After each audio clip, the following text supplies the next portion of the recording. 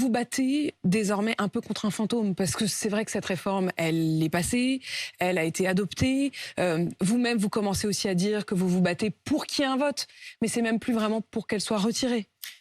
Alors, c'est pas du tout un fantôme parce que cette réforme elle est très concrète pour des millions de salariés. C'est un scandale que le gouvernement prétende l'appliquer au 1er septembre alors qu'il a seulement publié 2 décrets sur 31 et qu'aujourd'hui, son application... Oui, mais les deux principaux, et notamment sur Oui, sauf le que, décalage de en l'âge fait, de départ. le calcul de la retraite, c'est quelque chose qui est compliqué, qui s'anticipe 6 mois à l'avance. Là, prétendre appliquer cette réforme au 1er septembre, c'est un scandale pour tous les salariés françaises et français qui seront sacrifiés avec une absence d'anticipation, des difficultés de calcul de leurs droits. Et puis, c'est scandaleux pour tous les agents qui travaillent dans des situations catastrophiques. Mais c'est complètement irresponsable de prétendre appliquer cette réforme dans ces conditions. Et moi, ce que je veux dire, c'est que dans aucun autre pays démocratique, on aurait une situation de cette nature-là, puisque dans aucun autre pays démocratique, un gouvernement n'appliquerait une réforme après 6 mois de contestation massive. Ça veut dire que vous et estimez sans même vote qu'on du est dans un Parlement. pays qui est plus démocratique.